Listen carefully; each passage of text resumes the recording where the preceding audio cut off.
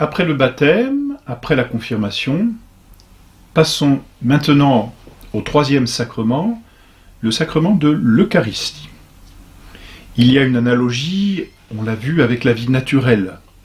Le baptême donne la vie surnaturelle, c'est une naissance.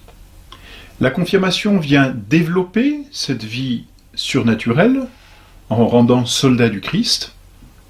L'Eucharistie, le troisième sacrement donc que nous abordons maintenant, vient nourrir la vie surnaturelle, c'est-à-dire vient l'alimenter. C'est le troisième sacrement.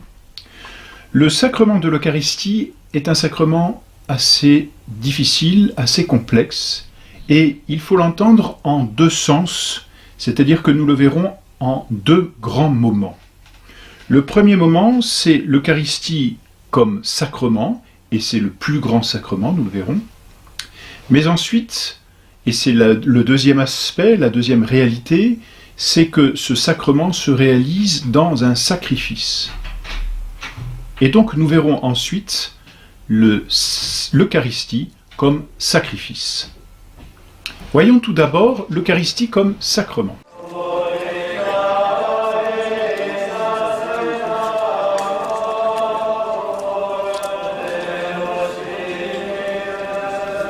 L'Eucharistie est un sacrement. Que veut dire ce mot d'Eucharistie ? Étymologiquement, Eucharistie signifie, cela vient du grec, action de grâce, rendre grâce, remercier. C'est ce que cela veut dire, action de grâce, remercier. L'Eucharistie est un sacrement dans lequel on remercie, on rend grâce à Dieu. La définition réelle, c'est-à-dire la définition du sacrement de l'Eucharistie est la suivante.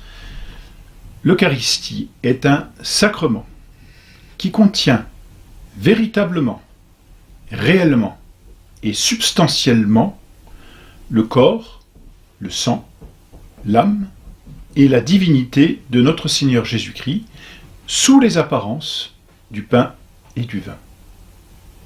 Tous les mots dans cette définition sont importants. Sacrement qui contient véritablement, c'est-à-dire que c'est vrai, réellement, c'est-à-dire qu'ils sont là, substantiellement, on verra sous un mode particulier, le sang et le corps, l'âme et la divinité, c'est-à-dire tout, absolument tout, notre Seigneur Jésus-Christ, comme Dieu, comme homme. Simplement, elle les contient sous les apparences du pain et du vin. Voilà, nous allons revoir un peu cette définition, si vous voulez. Elle comprend, et comme d'ailleurs tout sacrement, trois choses. Elle comprend un signe sensible, elle comprend une institution divine, et elle comprend aussi une production de grâce. N'est-ce pas, nous avions vu le sacrement, c'est un signe sensible institué par notre Seigneur Jésus-Christ pour produire ou augmenter la grâce. L'Eucharistie n'échappe pas à cette définition, puisque l'Eucharistie est un sacrement. Donc l'Eucharistie est un signe sensible institué par notre Seigneur Jésus-Christ pour produire ou augmenter la grâce. Voyons d'abord, et pour commencer même, l'institution divine, c'est-à-dire l'Eucharistie instituée par notre Seigneur Jésus-Christ.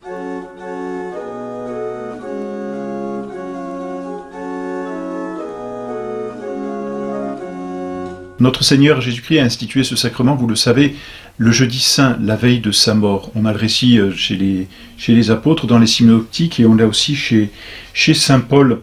Notre Seigneur prit du pain, le rompit, rendit grâce à Dieu, le bénit, et puis le donna à ses apôtres en disant « Prenez et mangez ceci est mon corps ». Voilà les paroles mêmes de l'institution divine. Notre Seigneur, donc, en instituant le sacrement de l'Eucharistie, a d'abord accompli une promesse. Il avait promis ce sacrement. Pas de façon aussi cachée que cela, même de façon très mystérieuse, puisque, comment dire, lorsqu'il l'a promis, beaucoup ont été choqués de cette promesse.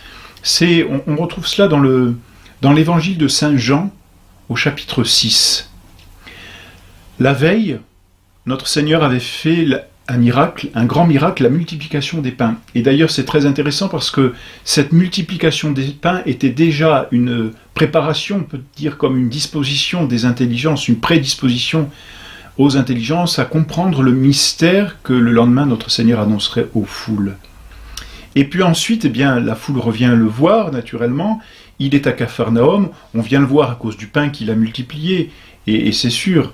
notre Seigneur a fait là un grand miracle et a prouvé certainement sa divinité. Et comme la foule lui demande, si vous voulez, de continuer à donner ce pain pour toujours, Jésus leur dit « Je suis le pain de vie ». Et donc, vous voyez, notre Seigneur se sert d'un miracle et d'un aliment pour annoncer une autre réalité, cette fois, en disant « Je suis le pain de vie ». Le pain descendu du ciel. Il y a une allusion à la manne de l'Ancien Testament qui tombait du ciel et qui nourrissait le peuple hébreu pendant ces 40 années dans le désert avant de rentrer en Terre Sainte. C'est le pain substantiel qui a permis aux Hébreux de perdurer dans le désert et puis de pouvoir rentrer en Terre Sainte. Je suis le pain donc descendu du ciel, et il ajoute, et ces paroles sont certainement mystérieuses, mais elles sont très claires, si quelqu'un mange de ce pain, il vivra éternellement. Et le pain, donc si quelqu'un mange de ce pain, il dit je suis le pain descendu du ciel, si quelqu'un mange de ce pain, il vivra éternellement. Et il ajoute, et le pain que je donnerai pour la vie du monde, puisque c'est un pain qui fait vivre, c'est ma chair. Donc ces paroles sont très claires, même si elles sont mystérieuses, parce que imaginez, notre Seigneur arrive et annonce « Je suis le pain descendu du ciel, si quelqu'un mange de ce pain, il vivra éternellement, et ce pain que je donne pour la vie du monde, c'est ma chair. » Ce sont des paroles difficiles à entendre, extrêmement mystérieuses, parce que c'est bien la première fois qu'un homme s'adresse à d'autres hommes en leur disant qu'il va se donner en nourriture volontairement, et comme un pain qui nourrit. C'est assez curieux. Et pourtant, les Juifs l'ont très bien compris, très certainement parce que Saint Jean ajoute dans son évangile qu'ils ont murmuré. Donc ils ont compris, il y avait un mystère, mais ils ont quand même compris le sens de ces paroles. Et les apôtres, d'ailleurs notre Seigneur n'a pas eu besoin d'expliquer ces paroles aux apôtres. On voit souvent dans les évangiles les apôtres venir vers notre Seigneur et leur dire « Maître, expliquez-nous cette parabole ». Là, il ne s'agit pas d'une parabole, c'est une réalité. Et les apôtres n'en demandent pas l'explication. D'ailleurs, ils vont murmurer et notre Seigneur va leur dire à ce moment-là « Vous aussi, vous voulez me quitter ?» Et Saint Pierre répond « À qui irions-nous, Seigneur? Vous seul avez les paroles de vie. » Donc vous voyez, c'est une promesse que notre Seigneur fait, il va se donner en nourriture. En vérité, dit-il dans ce même chapitre, je vous le dis, si vous ne mangez la chair du Fils de l'homme et si vous ne buvez son sang, vous n'aurez pas la vie en vous. Celui qui mange ma chair et boit mon sang a la vie éternelle en moi, et je le ressusciterai au dernier jour, car ma chair est vraiment une nourriture et mon sang est vraiment un breuvage. Vous voyez, ce chapitre 6 du livre, enfin de l'évangile de Saint Jean, est très clair. C'est l'annonce du pain de vie. C'est vraiment des paroles dans lesquelles notre Seigneur promet de se donner en nourriture aux âmes. Donc c'est la promesse du sacrement de l'Eucharistie. Et ensuite, bien notre Seigneur va accomplir cette promesse, ce sacrement de l'Eucharistie, il va l'instituer le jeudi saint, lorsqu'il est réuni au Cénacle avec ses apôtres. Et il va l'instituer d'une façon très claire en disant « Ceci est mon corps ». Quand il donne dans le récit même, n'est-ce pas, dans le récit même de l'institution de l'Eucharistie, notre Seigneur ne dit pas « Ceci est l'apparence de mon corps » ou « Ceci ressemble à mon corps » ou « Ceci est la figure de mon corps ». Il dit « Ceci est mon corps ». Et l'on sait combien notre Seigneur avait un langage très clair, très net et très rempli de vérité. Donc notre Seigneur dit « Ceci est mon corps ». Puis vous le savez, ensuite il prend la coupe pleine de vin et il dit « Ceci est mon sang ». Voilà le testament de notre Seigneur Jésus-Christ. Le testament, c'est-à-dire ce qu'il nous lègue, ce qu'il nous donne. Le testament, c'est-à-dire l'héritage auquel nous avons droit, qu'est-ce que c'est? C'est son corps, c'est son sang.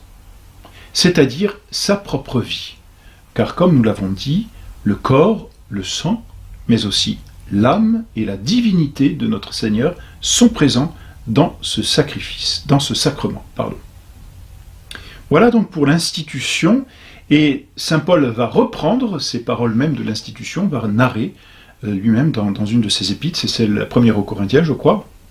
Saint Paul va raconter, va redire l'institution même, et elle ne diffère pas essentiellement du texte des évangiles. Et ensuite, il va très clairement dire aux Corinthiens, celui qui mangera le pain ou boira le calice du Seigneur indignement sera coupable envers le corps et le sang du Seigneur. Donc les paroles de saint Paul sont aussi très claires, c'est bien le corps et le sang de notre Seigneur qui sont réellement présents dans les espèces du pain et du vin. Voilà, on retrouve cette vérité chez tous les pères de l'Église, et je dirais d'une façon, parce que c'est un mystère, notre Seigneur Dieu présent réellement sous les apparences du pain et du vin, mais ces mystères sont comme confirmés, ce sont disons des preuves apologétiques, par tous les miracles que l'on peut voir, les miracles eucharistiques, n'est-ce pas, qui sont très nombreux, avec le sang qui coule, avec des analyses qui ont été faites, avec certaines profanations, ou des hérétiques ont voulu profaner les saintes espèces et ont finalement assisté à des miracles, de véritables miracles authentiques, reconnus par l'Église et que l'on peut même toujours admirer. Et puis il y a aussi par exemple ces miracles qui sont faits à Lourdes. Vous savez que devant les malades, le prêtre passe auprès des malades et avec le Saint-Sacrement, c'est-à-dire avec l'Eucharistie, renfermé dans un très bel ouvrage doré qu'on appelle un ostensoir, le prêtre passe sur les malades et fait un signe de croix avec l'Eucharistie et il y a des miracles. S'il y a des miracles, ces miracles viennent confirmer, si l'on peut dire, la présence de la Sainte Eucharistie dans le Saint-Sacrement. Donc notre Seigneur Jésus-Christ est vraiment, réellement présent dans le Saint-Sacrement.